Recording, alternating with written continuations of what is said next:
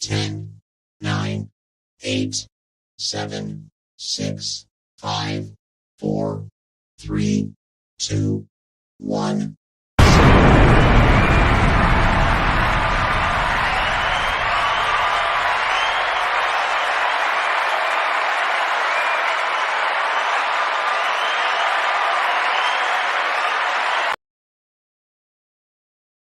Welcome, everyone, to another Greg Walters show. Little preview there of the guest we got on coming on board. I'm going to bring him out for a second. That was an accident. First off, let's go with today's date is the 20th of October. A couple things to talk about real quick, then we'll get to our super duper special guest. Big thing that's happened this week is the chips. So the U.S. has put in some sort of, it's not a law just yet, some regulations that are restricting our import of chips coming from China, which is a big, huge deal. It's going to be developing here in the next few weeks. It became quote-unquote official beginning of the month, but now it's starting to hit. Apple is even backing off buying chips from China and reducing the number of cell phones that they're going to be making. It looks like it's a tie-in between the chips, the recession coming, and the economic environment. That's a big deal. Supply chain is still an issue with our little industry. Copiers are starting to trickle in, but there's talk of not till Q4 2023, things really freeing up. When we have seen some motion, it's been the bigger machines, the A3s versus the A4s. So some of our suppliers, our OEMs, are putting those into the market. HP's back in the news again with some other advancements. The one thing I picked up yesterday is they're not shutting down. They're reducing their commitment to a hybrid office up in Boise. Going to watch them for a little bit and see how that works out.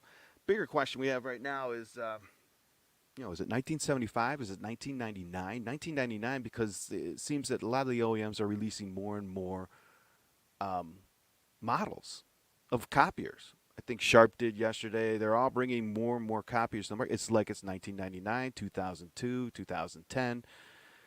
I know they can't switch course midway like this real quickly, but acting like nothing happened is probably not the best formula. So we're still looking for some consolidation on that. Speaking of consolidation, segue into the topic of today. So I've been in the industry for a while. I helped set up a practice a while back, and that meant bringing in everything from suppliers, vendors, partners, and software. I had to go out and evaluate what kind of software to bring in to run a business. And, if the standard was eAutomate, still is. I learned eAutomate on my own, which was okay, but I've had experience with all sorts of different accounting systems. So, there were certain inside lanes that could take place. Over the years, eAutomate, there have become de facto standard in the industry, and there's a couple others that players. But that company, ECI, ended up buying up a bunch of other competitors, especially into the data collection, the DCAs. Now, I've used almost every single DCA that was out there up until about 3 or 4 years ago, so there are some new ones. Each one had their strengths, had their weaknesses. As a matter of fact, there were times when I had to use more than one DCA to collect information off of a single fleet. But that was then. Ended up making everything work fine. Fast forward to just a few years ago when the big consolidation in the industry took place. Like it or love it, doesn't really matter. I did not like it. I don't like it. I prefer to work with companies that are a little more aggressive, a little more competitive, and don't have to sit on their laurels to suck up market share and things like that.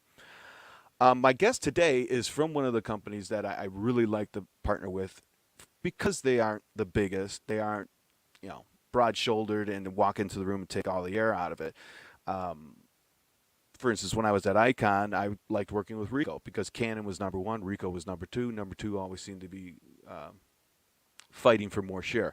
When I used to sell IBM's computers, I worked with Compaq, number two. They were always doing what they could to bring their best foot forward to both their resellers and their customers. Um, so I like young companies that haven't really established themselves as a status quo. Now, Tiger Paw caught my attention years ago when they took their first dip into the copier industry. I'll let them tell the story. But as I was putting the show together, and we should talk about the show. I've got some more dates and schedule. We'll talk about that later.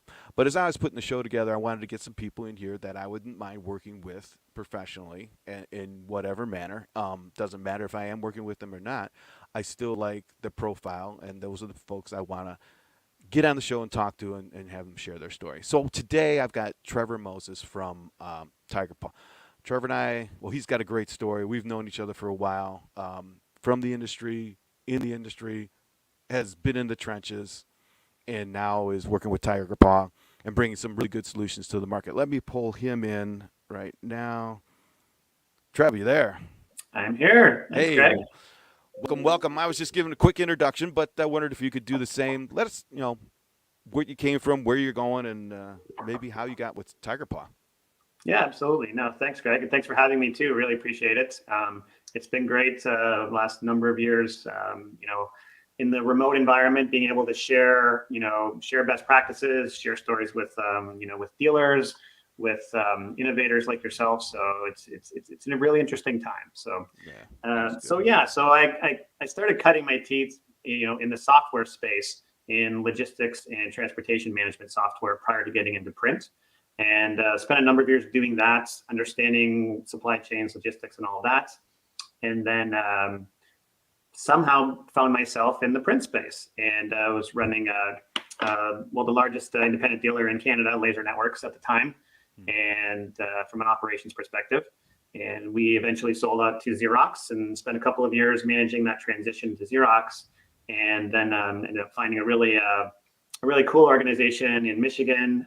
Had a great culture fit, Image One, and spent a number of years with them, running operations and sales with them.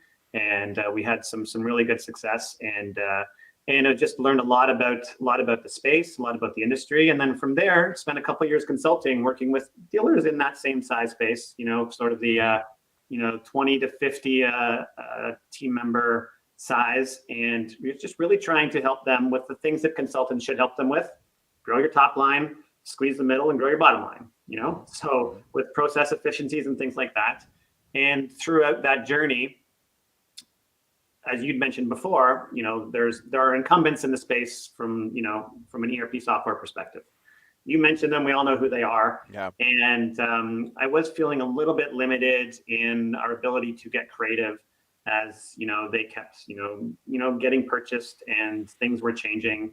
And they were less nimble, I would say, than I was looking for. So happened to reach out to our joint friend, Wes McDonald, who I knew was at Tiger Paw.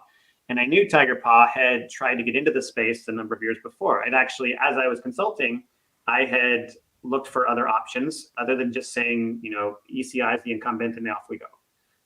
Ended up implementing ECI for two of my consulting companies because they had the most feature-rich software solution, and Tiger Paw didn't have it.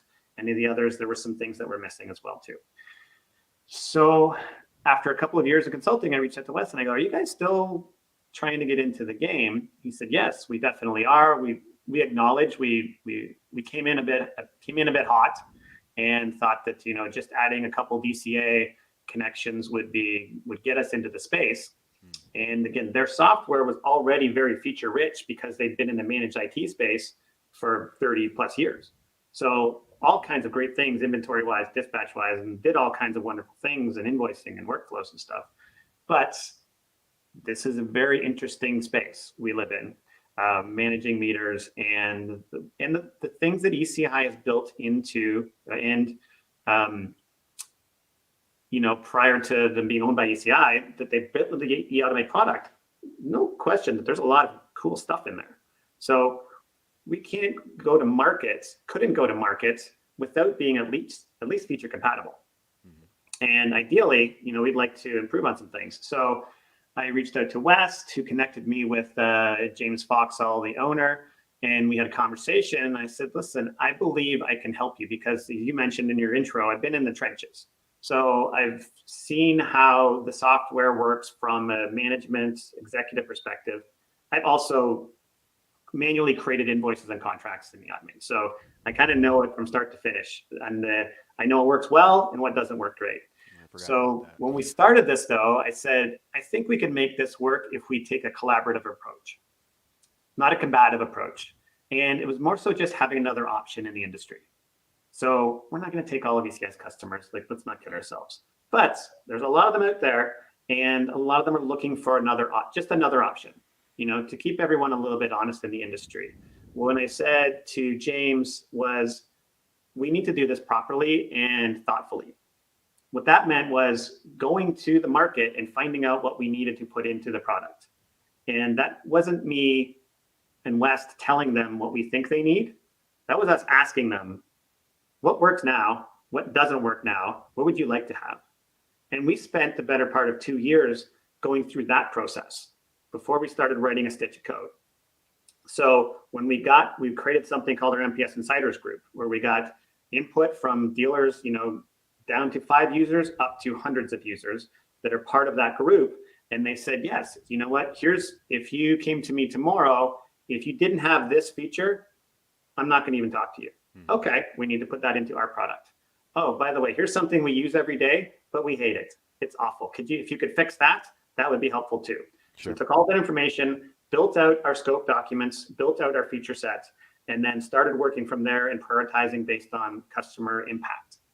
So again, our main focus is on having a positive impact on our potential customers. We want them to provide a better experience for their team members and their customers. If our software can do that, everybody wins. Sure. Okay. So we spent a lot of time doing that, and that's where we got to the point where now we're deploying, and now we're in the market, and we're bringing on new customers, and it's pretty exciting because there are some things, and we still find things too that's that are different or that they liked better in an old product, which you're always going to have anytime you do a transition. But some of the automation features and the things we put in, acknowledging how long, for example, it might take to set up a contract. Setting up a contract, that should be an exciting experience for everybody at your dealership. Hey, we just got a 250 MIF deal. Yay, everybody's excited, everybody's happy. Well, if you're an administrator, you're not so excited because that's going to take you 4 days to set up. Mm-hmm. Mm-hmm. If you were using an application that would take the information out of the DCA, which we have, and we weren't tied to certain DCAs, again, we genericized things as much as possible. We could bring that data in and provide it to a contract administrator in a very visual, easy to implement format. That would help them create the contract quickly and manage contracts going forward better too. Every time you find new devices, some customer bought something, from Cinex that you didn't sell them. Pops up, great. If it was super easy to add to contract, creating contracts and adding and managing contracts, we make that easy. Well, that again goes back to increasing your top line, squeeze in the middle because no one's doing work to manage those, and increasing your bottom line. Sure.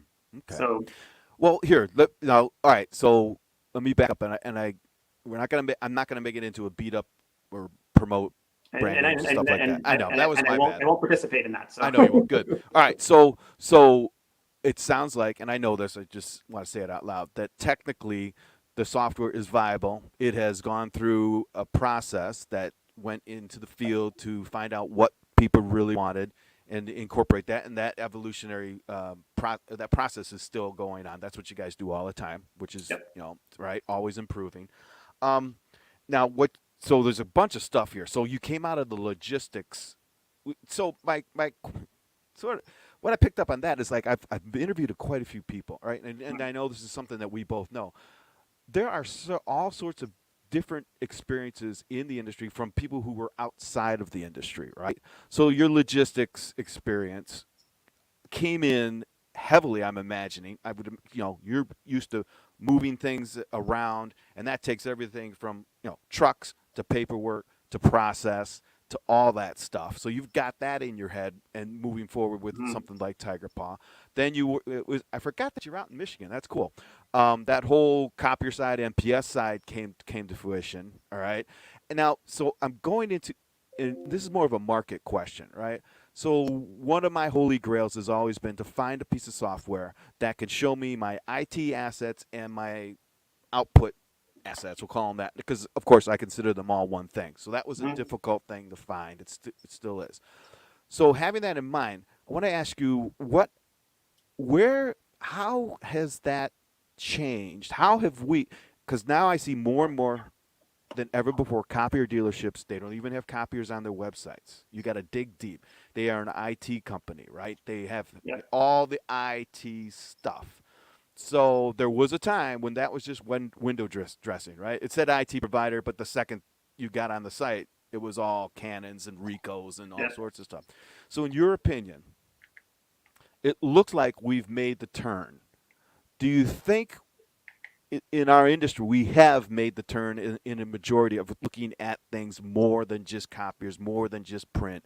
Has that inertia gone over the hump? Are we over that bell curve, or where are we in that bell curve? Probably a better way to ask that Right. question. So I feel like we're definitely on the downside of the bell curve for Okay. sure. And again, back in 10 years ago, in my experience, everyone, and we were, whoever I was working for or with, we were part of best practice groups, and everybody had dabbled into IT services Mm-hmm. Mm-hmm. because you're sending printer techs out all day long, and they're walking by server closets, they're walking by things, and they're like, hey, really, couldn't you train this guy on this and help me out with this? I don't have to pay another third party IT provider. Couldn't you help me out with some of these things? And they, through buying smaller IT organizations and trying to merge Mm-hmm. their culture in with theirs and merge their training in, there was a lot of failed experiments on the other side of the bell curve, right?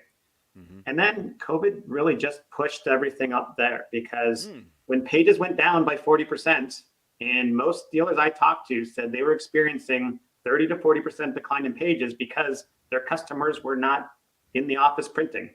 Right. There's no secret there. There's Right. no hidden sauce. It's just when their customers weren't in the office, they weren't printing. So when pages didn't come out and most of your revenue is cost per page contracts, what do we do? So a lot of them did a great job because they'd had base contracts in place, they'd had minimums in place, and they've gotten through it, and they did some Right. things.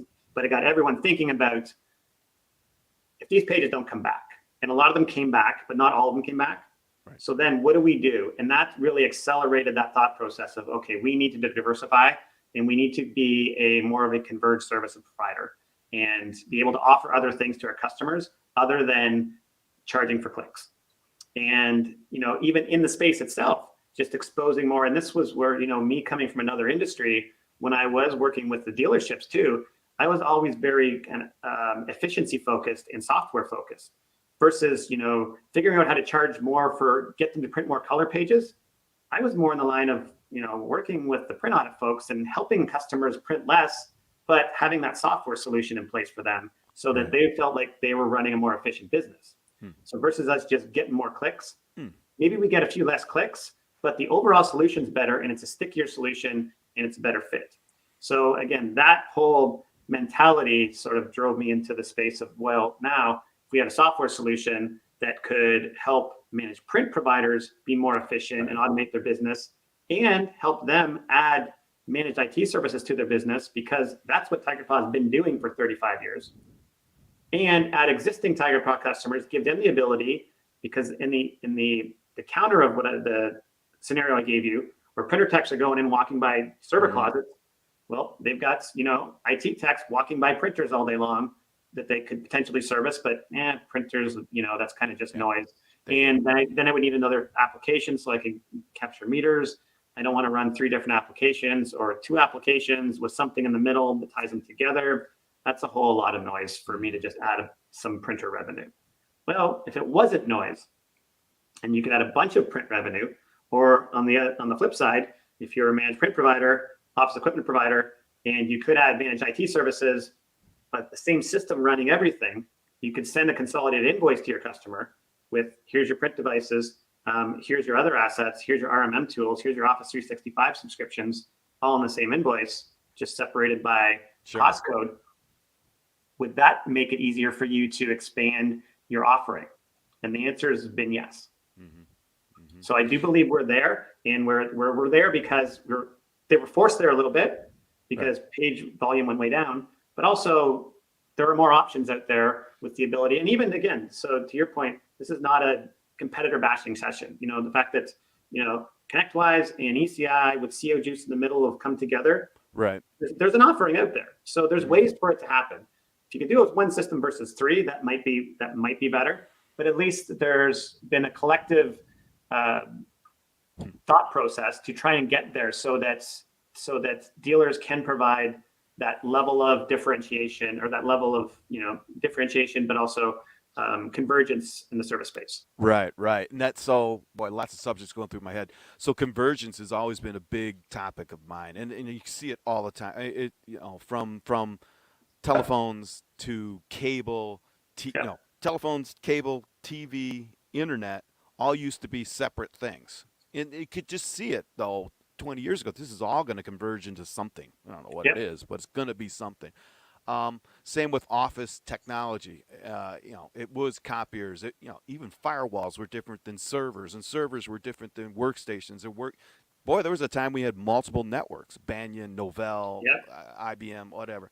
I was having a conversation the other day. Well, see, the point there was everything started to converge, and what ended up happening, I think, in the last 20 years is convergence didn't mean I developed a certain package to fit this need. I bought a smaller company that put these things, and this is normal, put these things together, and now I've got under one logo everything from construction job costing, estimating, to manufacturing, to wholesale distribution, for everything from retail to B2B.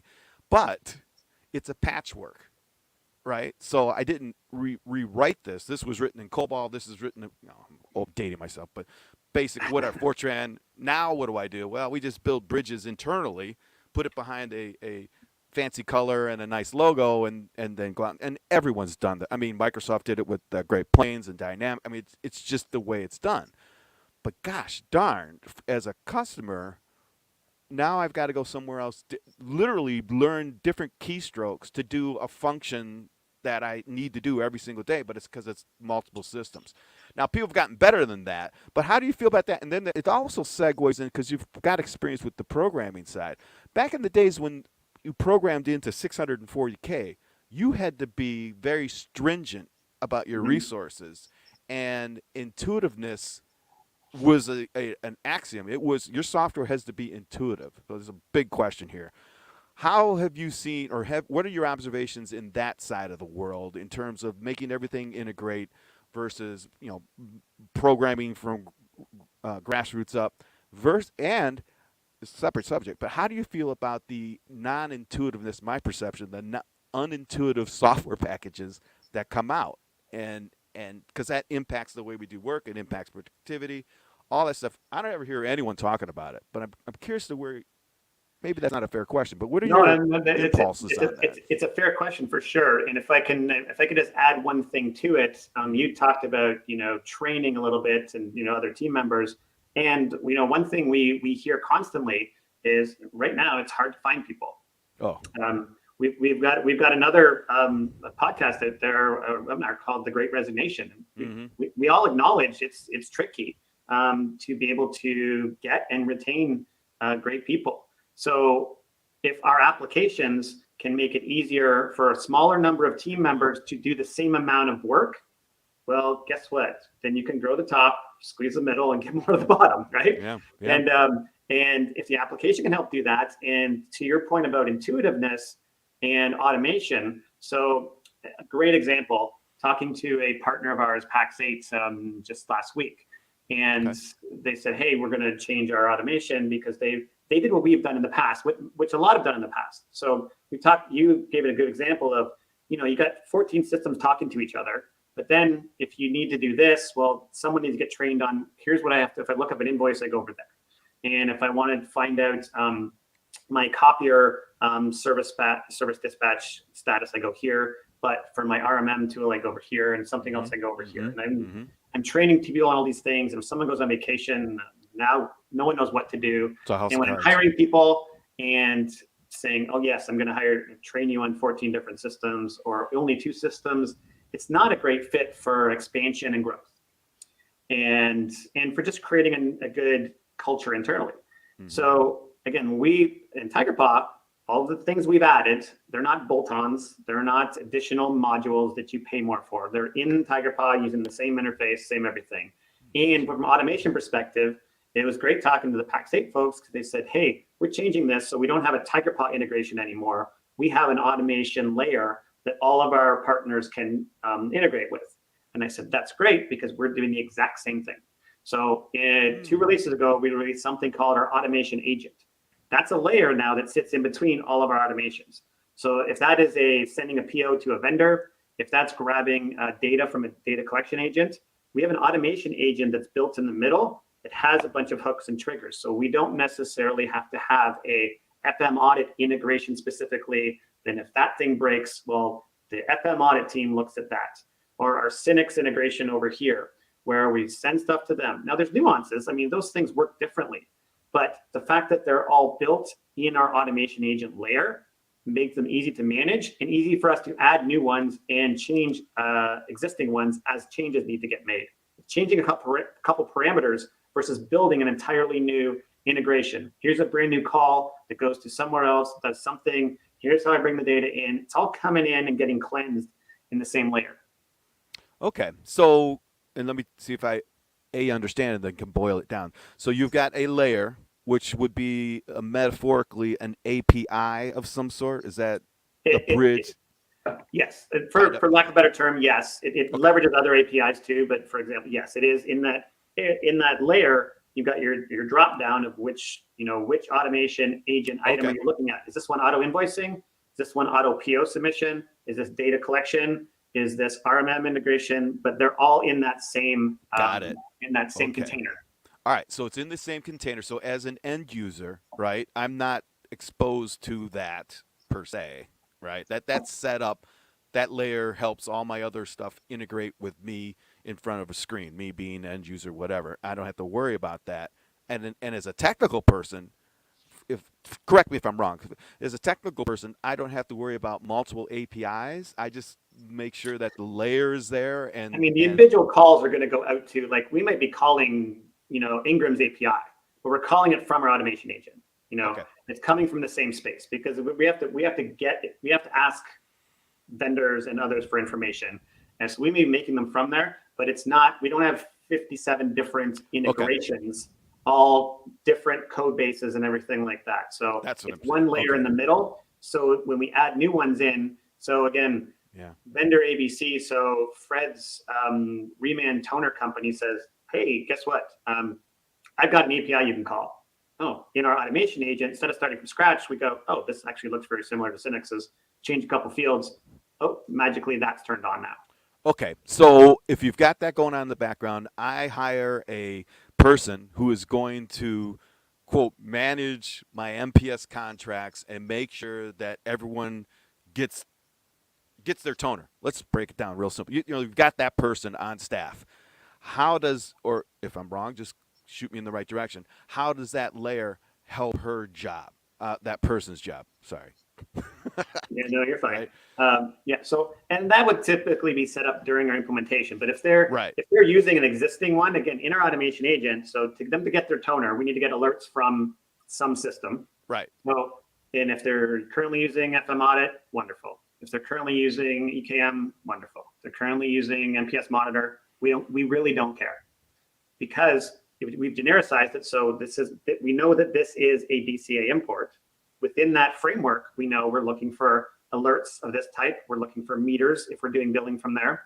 So if we're just grabbing alerts, we map it once and we go, okay, here's where we get the alert ID. Here's where we get this. Here's where we get the part number. It's mapped into TigerPaw.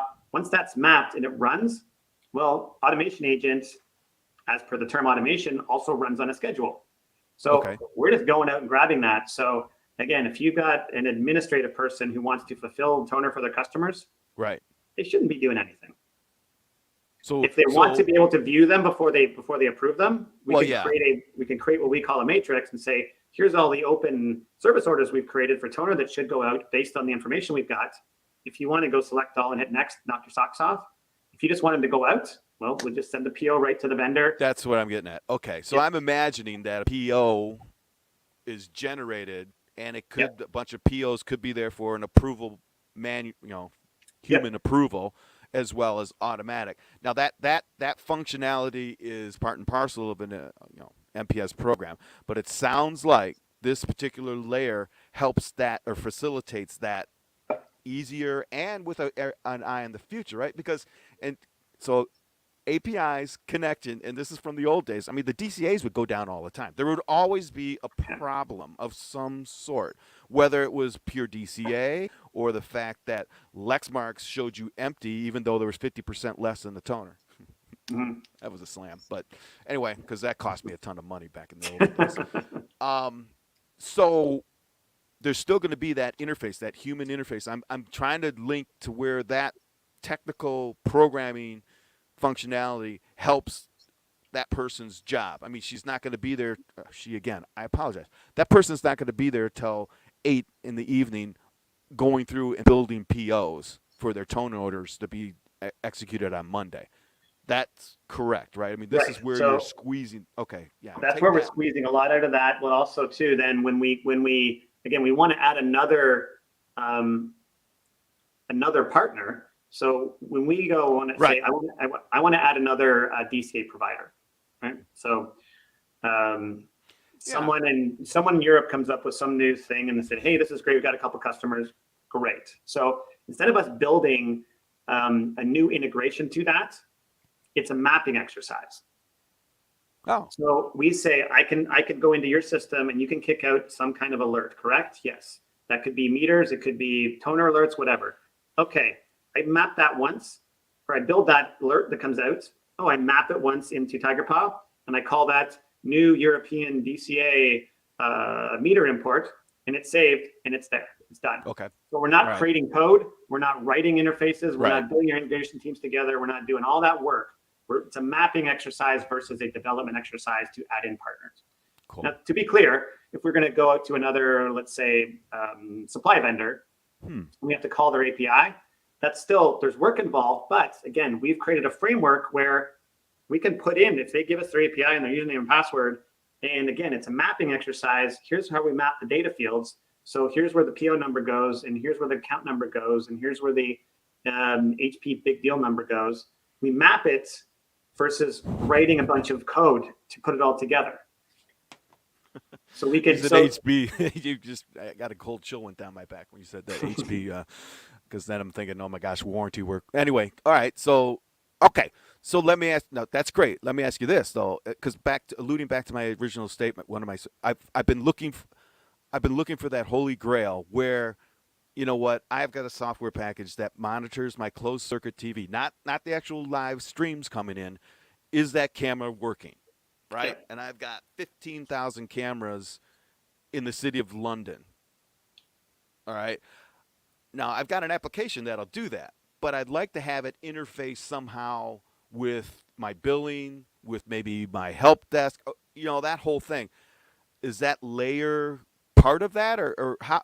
That layer is part of that, and that's a good example because if you think of it, so in your example there, you've got all these cameras, and there's a system in the middle that's monitoring those, right? So TigerPaw's not monitoring those. There's something that's monitoring those cameras and goes, oh, you know what? These two are down. We need to do something about it. These two servers are down. There's this, this UPS is dead. It's kicking out an error. There's some system that's kicking things out. So again, that layer in the middle allows us to say, you know what? As long as you can send out an alert, which every application can, they can send out an email alert. Our email connector grabs it and goes, okay, here's the information I need. Again, we've mapped it out so we know the critical information that they'll need so they can work the service order properly. Again, going back to providing a better experience for the dealer's team members. So they've got a bunch of printers in the field and they got a bunch of alarm cameras in the field. Right. I don't care. My DCA is sending in the printer alerts, so toners going out the door. No one should be touching them. Toners coming in, we create the SOs, we send the PO to the preferred vendor. So, and they go to Supplies Network, and we get the tracking number back, and it goes in the system. Everybody's happy, and we send an email to the customer to say, "Here's your tracking number. Your toner's on its way." No one's touched anything. Same thing happens. These two cameras are down. Okay, what's that mean? We need to dispatch a technician. That's fine. That alert comes in. We create that once. Map it to that systems alert. Camera down. Great. Where's the location? We know the location. We know the technician because we can auto dispatch technicians via geography based on the type. So your printer tech might not be your camera tech, Right. but we know that this is going to go to Joe, who's in that territory and has availability. Off Joe goes, fixes the camera. We know that Joe's got the right parts in his or her van. Because you've got Truck. inventory. We've got visibility of all the inventory. They use the parts, they consume them. That comes off of the service call, goes against the contract. If it's contracted, it's done. Customer's notified. Again, great experience for the customer, great experience for the team members because they get the call, they're notified. They know ahead of time before they get in their car or truck if they have parts or not. So we're trying to build the best experience again for all involved. So again, if your team members are happy with how the application is helping them manage their day and your customers are getting a great experience, it leads to a lot of happy conversations. Absolutely. And I'm envisioning this could even be remote. Now that's a whole nother ball of wax and a whole nother kettle of fish. It's not even that much different in that take away my field technician that's going to replace the camera. That's just someone who got an RMM alert that is now saying, okay, I see this alert. I'm going to go log into your server. I have tools to do that. I do that. The call gets closed. Customer has good experience. We're on top of it. We closed it right away. They have all the tools to do it internally. So everything got done. Everyone got notified. And then we can manage exceptions. If it didn't get fixed, do we need to then notify a manager at the customer side or internally? We have workflow alerts embedded in TigerPaw. We can just turn those on, let everyone know what they need to know when they need to know it. That's what our workflow alerts do as well. We don't care about the type of business that you're in. Again, if it's a printer, if it's a camera, if it's a server, if it's an alarm touchpad, doesn't matter. We don't care.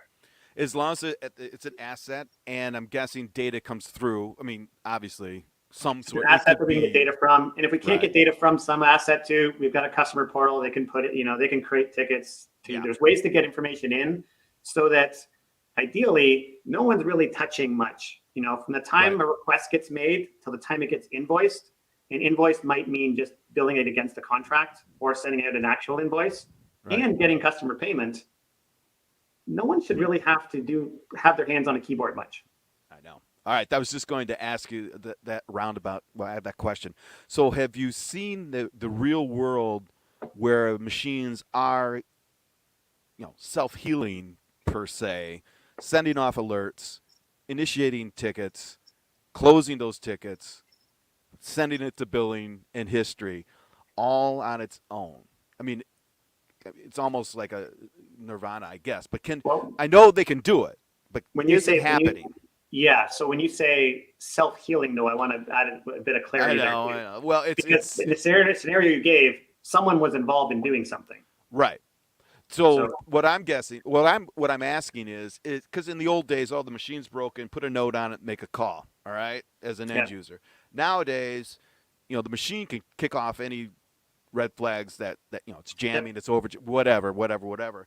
Are you seeing more automated in the term in that context of a machine saying, hey, I'm running low on whatever, or my whatever is going to break or is broken, initiate a service call without someone calling, without an end user intervention? Is that on the rise? Is it about absolutely. And there's two sides of that too. So proactive service is definitely on the rise, but also I'm saying that too, remote solve, and even on the print side. So again, you think about it on the managed IT and on the server side, it's a lot more remote. You're logging in and you're checking errors and you're rebooting stuff and doing all that wonderful stuff.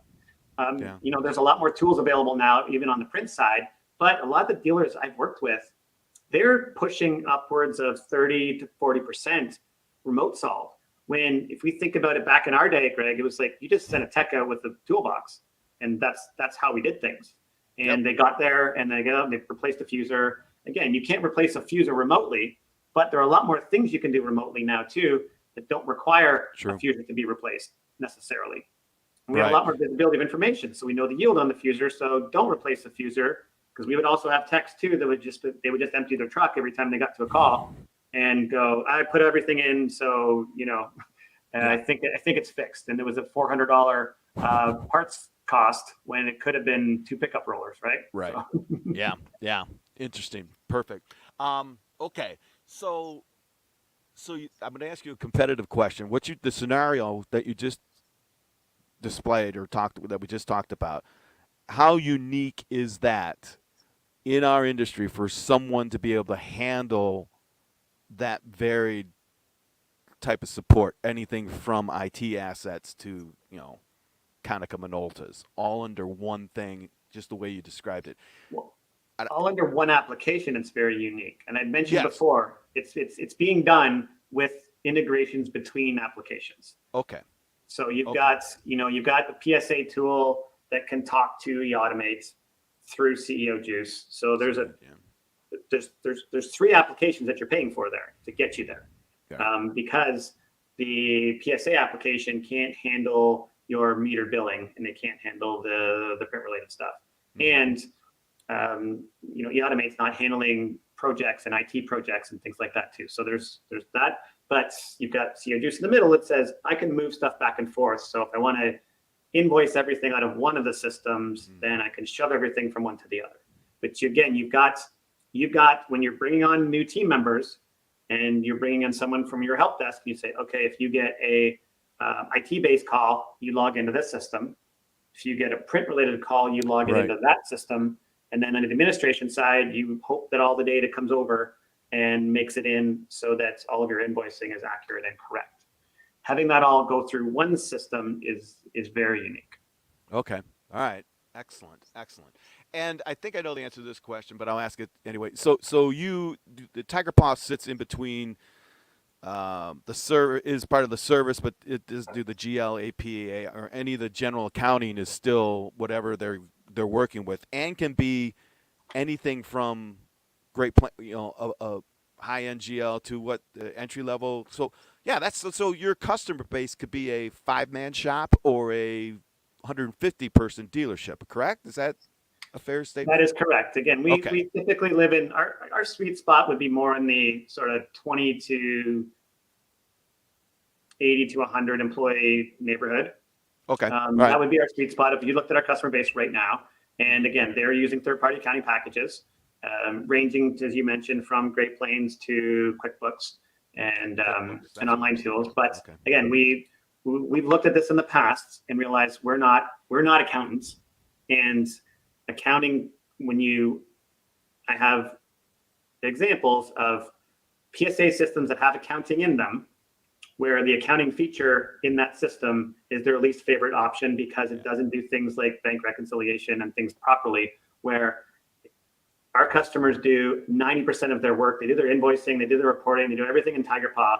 It's just the financial reporting and paying their vendors that happens in the accounting side. And that accounting system has been doing it for 30 years and does it properly. So they're not worried about audits and screwing up their financials. Yeah. All right. So here's a little shifting gears. I don't know this. Are you in Canada right now? Do you live in Canada? As we're talking right now, I'm in Canada. Yes. So you live in Canada, I guess. I do, yeah. All right.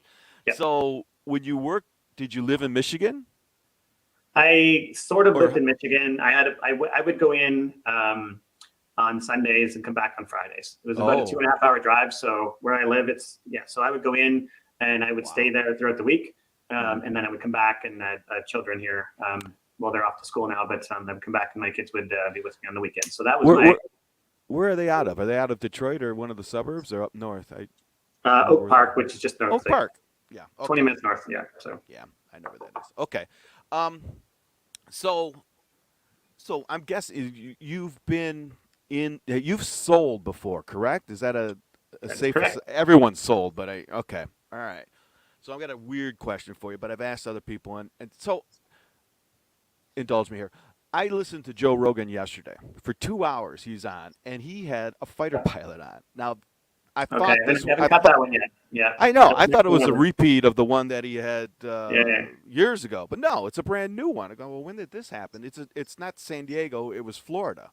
Mhm. So he's going on. The 35. These. Those guys. They're sharp as a tack, and they don't mess around. And when they say something, you can believe them. So he's Yeah. going on about all this stuff, and it's UFO stuff. And it's been my contention because when we sell, we build trust, right? No matter what we're doing, that's what I trust you enough to give you money so that when I drive away in that car, it's going to work. That kind of Mhm. stuff, right? All right.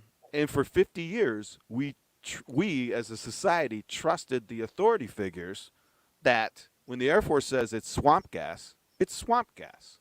When whatever some congressperson gets on and says, you know what, these were not.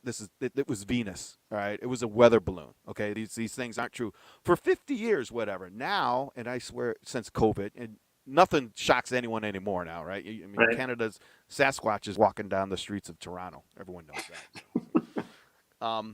So that erodes, though. I gotta believe, as a society, that erodes at our overall psyche when it comes to trust. So, I mean, what are your, it's hard enough to establish trust with someone in a good time when you're trying, because you are trying to sell someone. I don't want to convince anyone. I want to attract the right people to what I have to offer. That's my mantra forever. And if it doesn't work out, if you're not matched, that's fine.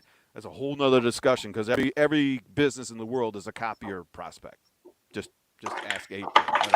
So how do you see this the trust factor as society, as it is? Do you think it has eroded? I believe it's more difficult now for a high end sale to move forward, A, because of COVID, and B, because of all these established status quo rules and regs and authoritative figures. They were telling us fibs for 50 years. So if I can't believe them anymore, how can I believe Jane Doe coming through the streets of Chicago trying to sell me a Xerox? What are your thoughts on that? Interesting question. So I wasn't entirely sure how you're tying that back to sales, but I get it now. Usually that I happens. get it now. In that, we have so much more access to information in general now. That in itself sort of can, Yeah. it can lead to an untrustworthy environment because you got someone coming in saying, I think this is a great solution for you. And, the way we like to sell and the way I've always sold is, consultative, asking questions, finding out what their needs are. Seeing my whiteboards, it's always, we're asking, what do you need? So great example. I was asked to do a demo today. We're in between sales engineers, so I'm doing a bit of double duty. So to do a demo for an existing customer, but I didn't do a demo for them. I said, instead of doing that, me just showing you a bunch of stuff, let's just have me ask you questions about how you're using the software and what you're trying to do. That was a way more productive conversation. So when we meet next week, I'll say, okay, now I understand actually, here's where your pain points are. And I'll show you the things you need to see. Instead of me showing you the automation agent for half an hour, you'd be like, actually, I don't need the automation agent. Oh, okay. Probably shouldn't have shown you the automation agent, right? So really what I need is service dispatch and I need something else. So, but then on the higher end side, so that's, again, I try to have a consultative approach, but in a lot of cases too, that can also, there's so much access to information. If I say, by the way, TigerPaw can do this and this and this that it didn't do 10 years ago, right? Because a lot of our customers have been around for a long time. They go, oh, that's great. I didn't know that. Mm-hmm. Well, if someone there who's only been there a couple of months, they just start Googling away going, oh, I just found a bunch of other applications that can do that. And maybe they do it cheaper. Maybe they do it differently. Maybe it looks different. So there's just so much out there now. And it's hard to sometimes rein customers in to, again, especially with an application like TigerPaw. Right. And, and I'll say the same for the Automate folks too. It does a lot of stuff. So if someone said, I'm not going to use, defend them for a minute. If someone says, I'm not going to use the Automate because I just need Salesforce. They're not comparing apples to apples. That's right. Yeah. The Automate's not meant to do that. It's not meant to do any of those things. But yes, you can put a bunch of information in Salesforce and it can integrates to another system that can do invoicing, but all the stuff in the middle doesn't do any of that. So we deal with a Tiger Paw where a customer says to us sometimes, you know what, I can go with Zoho, who can do everything that Tiger Paw does for $20 per user per month. And go, it's $20 per user per month. How do you manage your inventory? Oh, we don't care about inventory. All right. How much money are you losing by not caring about inventory? Right. So, and then the bigger the size of the deal, the more facets you get, the more things that are being touched. So you go everywhere from opportunity management all the way until the customers get paid, and all the things in the middle, service dispatch, inventory management, purchasing, automating this, automating that, bringing in alerts from RMM tools, bringing in all of this stuff. It does become trickier because of the amount of information where on the surface, it will look like, oh, this application can do this. Yeah. Maybe it doesn't, maybe it does, maybe it doesn't. And I don't know if this ties directly to your point about, but I think everyone is potentially a little more skeptical again, because, and also we've had trouble closing larger deals because of their history with their past provider. Right. They said they could do all of these things and they couldn't do it. And we ended up spending hundreds of thousands of dollars in customization and it still doesn't work. Where we can show them and show them and show them and go, you're looking at our software right now. This is not custom. This is how it works. And we do try and be transparent and say, by the way, we don't do this. But if we do these things that solve most of these business challenges for you, if you've got 5 serious business challenges and we try to help customers define those specifically, if we can help solve those business challenges and quantify that for you, let's move forward. Right. Because that's a different conversation than speeds and feeds and in feature sets. Right. Absolutely. So I think you did answer my question in 2 ways, because you mentioned it, because there's so much information out there. Okay, we're not talking about trust on a one-way ticket right now, right? It isn't a top-down trust. Trust is built because whoever we're talking to can get out on here, and it can be anyone, and they can find out all the information they really need to get to make 80% of the decision. That's the stat. And depending on how they want, what they're looking for, right? So you used a bit of an extreme example, with what do they call it? They're not UFOs, they're UA something now. Yeah, UAPs or something. Whatever. But at the same time too, if my son gave me this example before, he's like, I can go look at 5 websites right now that look very legitimate that say that the earth is flat. Oh. And they look good and they sound things, and there's people that are saying intelligent words, and we know that it isn't, but there's people putting effort into this stuff, right? So someone could put effort into something that's contradictory to what we're trying to do for our customers too. Say, you know what, I've got this new device with this new ink that's going to get you 75,000 pages per cartridge, and you're never going to have to replace it again. It's the exact same quality as this, and it's that. And then they're like, oh, it's not any of those things. But they were told that it was. So there's a lot of, Well, yeah, that's the double-edged swords. Right. So as much as I think and I hope that it's double-edged in terms that it balances out, right? For 5 ideally flat worlders, right? There's got to be 5. The world is round kind of thing. But well, there should be 50,000 right. rounders. What it does in general, unfortunately or fortunately, is it forces us as individuals to be a little bit smarter. I'm just throwing around words, but to be more informed and skeptical is okay. All right, it's not, we're not being evil and bad about it, but to grain of salt. But no, thank goodness it forces us as individuals to be a little bit more aware, because COVID. Here we go. COVID brought focus to a lot of things that we in general didn't focus on. And I use this example all the time. We drive 45, 50 minutes into the office, get, Starbucks, walk to the cube, talk about football, whatever, blah, blah, blah, blah, blah, blah, blah. Get 4 hours, do 4 hours worth of work, do it, go home, miss dinner, miss Little League, maybe run real fast to go watch the kids on stage and then be late, all that stuff, repeat.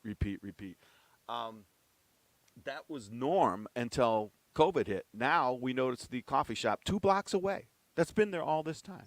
Right? Oh, go there. Lunchtime isn't at Fridays or one of the big chains because we couldn't go there and they closed down anyway. So, but there's Jane and whatever, it's a little sandwich shop.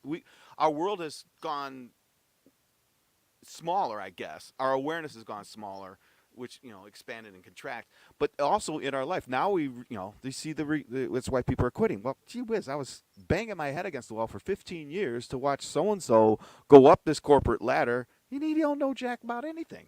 Mm-hmm. So I think that crystallizes or makes that phenomena that occurred to us in as society has really helped us, or helped a lot of us, become more aware of our current situation, and it should help us in sales. And I say this a lot, especially in our industry. It's like for the first time we can actually do what we said we were doing 5 years ago. Like you said, the consultative selling, right, or solution sales, as long as it's my Kyocera. Consultative selling, as long as I'm consulting you on my Xeroxes. Yes, That's right. what we was, and the OEMs and the powers that be were pushing that down. You can sell that software, Greg, but you got to have a Canon attached to it. Okay, Right, I mean right. that's Yeah. how it was. Well, it goes back to the Henry Ford. You can have it in any color you want as long as it's black, right? It's black, right? So, right. but saying that too, I think there's a real opportunity right now for us as a collective to start to hopefully cascade down critical thinking into like getting it down into like before they get to the point where they're a purchaser making a decision, when they're in grade 3 and grade 4. So before they learn algebra, if they understood the importance of critical thinking and asking questions and being mindful, then this next generation of people that come up are going to be like, you know what? I'm not checking out that flat earther site because I know it's nonsense because I've asked the right questions. Right. Or if they've seen it for the first time, they're using critical thinking, they're asking the right questions, they're processing it, and they're going, okay, I'm not going to spend time on that. I'm going to spend my time over here instead because this is obviously a better use of my headspace. Right. So right. Again, if you think sellers and buyers, and again, this is a little bit utopian, sellers and buyers 40 years from now, a next generation of people were asking the right questions, being consultative, asking them what business challenges they needed to be solved. And the purchasers were honest and go, these are the things that need to be solved. And they go, okay, well, my software or my hardware can do 4 of these things. We'll have this much return for you. Right. Does that make sense? Right. Yes, it does. We didn't have 75 meetings about it. We didn't have 44 presentations. We're like, actually, yeah, you know what? That makes total sense. Let's move forward. Or it doesn't. Right. We can only solve 1 of your 5 business challenges. They're like, yeah, I talked to somebody else last week and they can solve 4 of the 5 and they're a little bit less expensive than you. I think you should go with that. That's the critical space right there. That's it. Yes. The ability to disconnect from the outcome. I mean, people have been talking about that for 100 years, but that is and it's about critical thinking too. It's the same thing.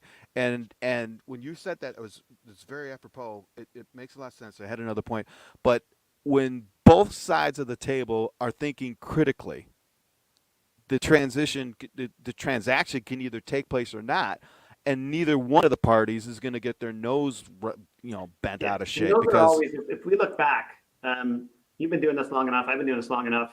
All of our colleagues have been doing this long enough. We look back to our best, partnerships, relationships with customers. Absolutely. They went down that path, right? Yep. We had to say no to some things. They asked some hard questions, but then we worked through stuff and we were upfront with each other. And it's like, you know what? Yes, you're never going to have that solved, but you solved these 3 things for me. So good job. And we'll work together and we'll be upfront with each other. Those are the ones that worked out versus salespeople trying to cram a cannon down a company's throat that doesn't need a cannon. They just need something. Right. And I like the way you said that too, when you disassociate the outcome with it. And, if it's just, we're trying to provide the right solution for you. And if we can't, let's not waste any more of our collective time. Right. And on the sales side, right. If we can't, amount of time, there's going to be 4 more other people that can, right? That's it. So, and I've written over and over and over about quotas and everything like that. I mean, I understand we've got to track sales in some way, but an equipment quota was just an extension of a manufacturer's schedule, and how to order the correct raw materials to build 500 Well, you think widgets. in our space, how many times, on the 30th of the month or the 31st, did we give a 40% discount when we could have sold it 2 days later for 40% more? Right? Right. Yes, and beating up our industry is it's everyone who ever sold has got a quota that they have to meet, and there's a narrative behind that quota. Yeah, well, it's that more has so. I would say it's a little bit more so in the software side versus the services side, where it's month end and quarterly basis, right? And it's back when I was in a previous life too, like at Pitney Bowes, we weren't hawking copiers, but we were hawking digital meters and analog meters at the time too. But I would be, as a manager, I knew on the 30th every month I was on until midnight because I had to approve orders that they came in because they had to ship, they had to get in for the month, and blah blah blah blah blah. And it's just like, why didn't we just sell it tomorrow? Well, here's another. Yeah, why do we just so? What I think COVID, and this is COVID and working from home, as it relates to middle management and even C-levels.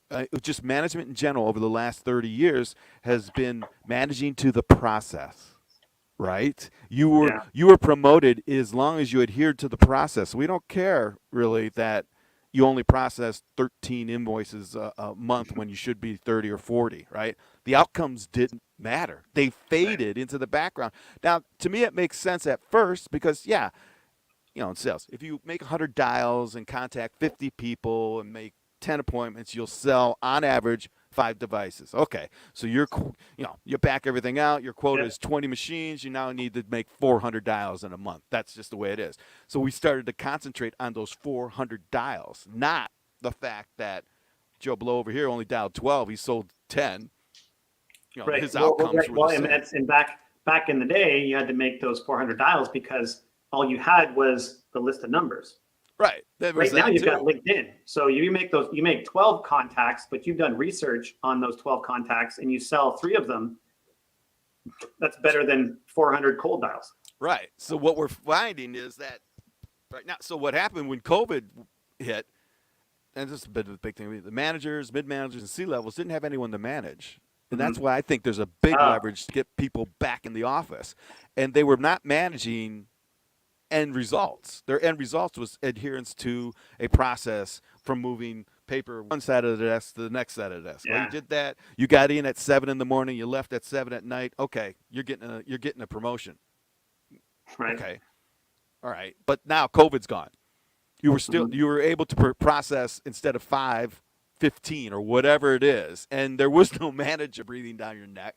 There was no visionary statement from a C-level. There was no rah-rah. There was nothing. You were still able to do your job. You're happier about it. But guess who couldn't do their job was the managers and the C-levels because they were, they managed the process. We don't need to do that because the workers aren't here. So that's it's created a what I consider a positive shift because I'll use Tiger Paw specifically. Mm-hmm. So when I started at Tiger Paw, I started as a consultant essentially, but it was essentially a full-time consultant. Mm-hmm. So there was myself and West and our one sales rep. We were the only remote team members. Everyone else lived in Bellevue, Nebraska. And now we're about 30% remote because as we started growing our development team, mainly, that's the biggest chunk of our team is our development team. Mm-hmm. We started growing them, and even our customer support team realized, so if we're looking for really great developers and we're looking for them in a 50-mile radius of our office versus all of North America, that pool expanded quite quickly. And we've got the technology now where they can still see each other and they can get on their meetings and do the things too. But again, we went from essentially round down to 0 remote employees to 30%. Yep. And it's still I still like being there. I was there 2 weeks ago. I still like being in the office. It's still nice to be able to walk down the hall and grab somebody and say, hey, what's going on with this issue? What's going on with this deal? What's happening here? There's definitely something to that, but we've we've embraced it, and it wasn't easy. It wasn't easy for our owner. It wasn't easy for our COO. Who he's in the office at 7 o'clock every morning, loves being there, loves seeing people, but he had to endorse. Go, you know what? But I don't. What am I going to do with a room full of 30 developers, or actually a half empty room because we can't hire 15 of them? Right. Yeah, good point. Instead, there's 30 spread out all over the country, right? So. Well, and it's been like we've acknowledged that we can do it now. Right. There's still definitely benefits, and I still miss these, like, being in front of a customer. It's like, I don't know, in front of what, 2 customers like live in the past 3 years. Right. Miss those days a lot, and but it is what it is. I'm going to say it's probably generational too, which is yeah. No one wants to hear that because.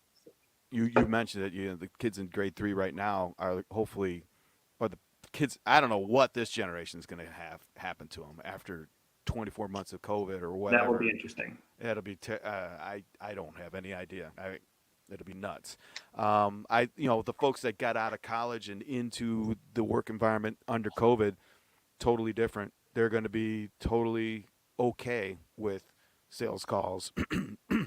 Online. Oh yeah, I mean, my daughter's on a 16-month co-op term right now, for aerospace engineering, and they just sent her a laptop to replace them. Here's your laptop. Here's your monitor. Here's your stuff.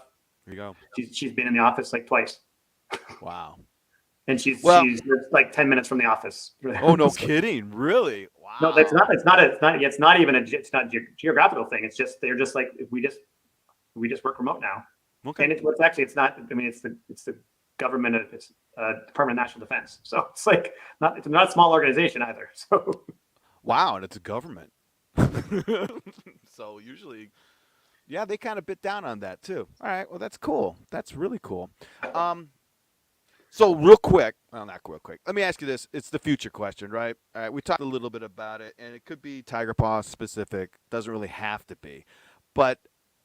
With the remote work, with the change in the way everything's getting done, technology, even our awareness as people now, there's more people aware of how a microchip becomes a microchip and ends up in the palm of your hand now, because everyone's talking, well, what is the supply chain and the chips and all that stuff, and how come I can't get my Ford 150? It needs a chip, or what the heck is it? We've gone through that now. There's more awareness of how things end up on our table. Why is the grocery store bread thing empty? Well, yeah.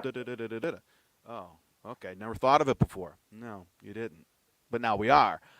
What's going to happen in the next 5 years? I mean, yeah, I'll leave it at that. What do you see in office automation? Let's bring it down to that. Office technology.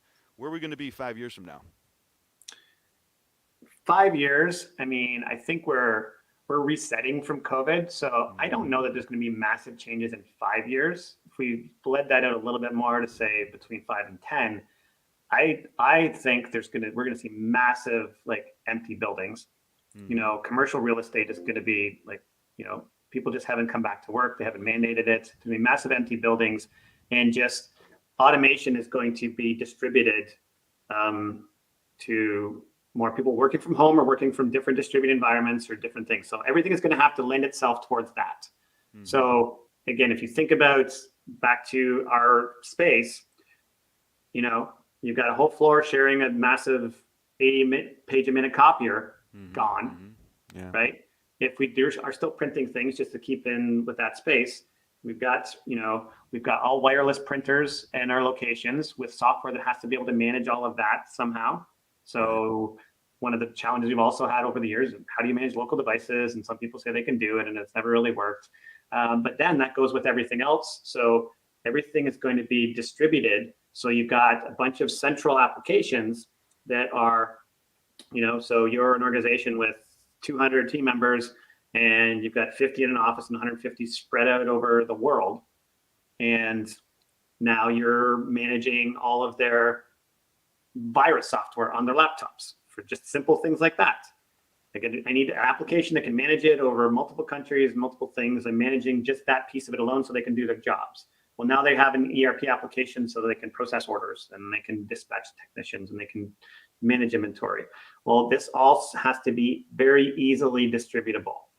So, and again, we're in TigerPaw. We've moved to our Unleash platform, which makes that a lot easier. Right. And and a lot of other applications have as well too. But it has to be. We have to start taking into consideration a lot more global factors as well too. Multiple more languages, more time zones. Things like that too. Because we're saying right now it's hard for people to find team members. We've expanded our search into all of North America. Great. Well, now maybe we've got to go to Eastern Europe. Mm-hmm. Now we've got to go to Asia. Now we've got to go to India. And now our application that runs our business internally. And then if we want to increase our market, well, we have to do the same because our customers will be doing the same things as well. Right. So if their team members now, half of them live in India, well, we need to support things in that, that geography.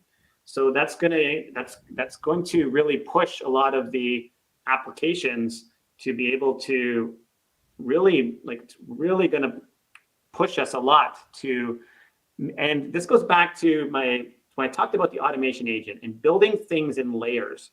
So to make them easily expandable. So for example, when we go to market with our new web-based product, right now we have a hosted product that's in Microsoft Azure, which is wonderful. It's great, but it's our application running in an Azure environment. It's not fully web-based. When we go there, we have to take those things into consideration, like making everything metadata-based. So adding another language set makes it easier. Mm-hmm. So when we add a fourth language set, we built the framework so that we can do that. Right. Building another currency, that's easier to do because we've built the framework for it when we're building it. Adding those types of things on after you've built an application, it's a whole other, you're building another floor on your house, right? Right. It's a whole thing. And the foundation hasn't been set to support it. You just can't keep building up or eventually it'll tip over. Right. Well, it's interesting you said the time zones and the languages and the geography because a subject came up yesterday.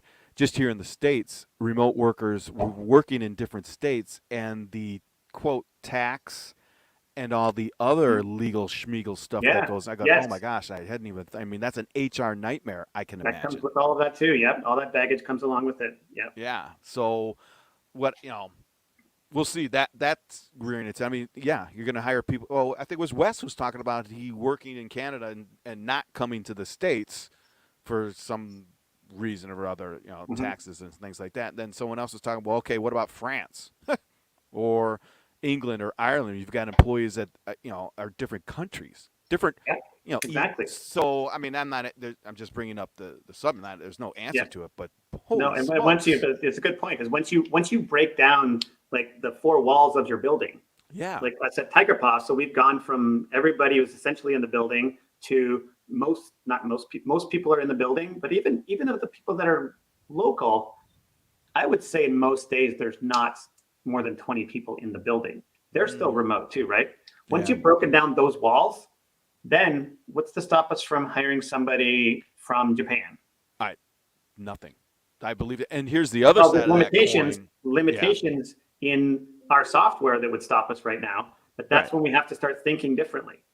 Because if all of our customers are thinking like we are, and we need to be able to support those things, that's again, it's when you build foundation for that and framework for it. Same goes for hardware too. You have to support different languages and things. If you're building that so that they can be managed going forward, it goes back down to the original building blocks of how we're building things, and we have to be thinking a lot more globally and distributed than we are. Deal with absolutely. Here's where my pocket of customers are.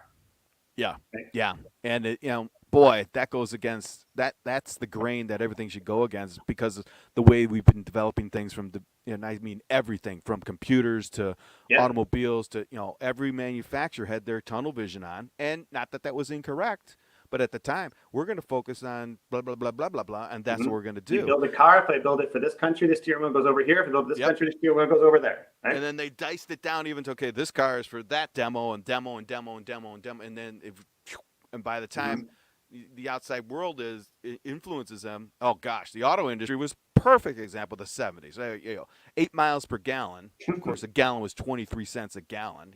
400 horsepower with no brakes. The whole thing didn't matter. But people were buying it, and they focused on that. Somebody I heard say something. This is back, I think, when IBM was changing from getting out of the PCs into the software. It said somebody said, I wish I knew who said this. One day, your strength will become your weakness. It will bring you down. And I think of Xerox. They are the best copier manufacturer in the world. Maybe they were, but at one point, that's what they did the best. Well, at some point, being the best copier manufacturer in the world is an albatross around your neck because you can't move out of that. Right. Well, and they're a great example too, because I mean, they should be what Microsoft and Apple were for the PC world. Oh. What they did at Park, gosh, that's a whole nother thing. Yeah, from the mouse to the GUI to everything. Exactly.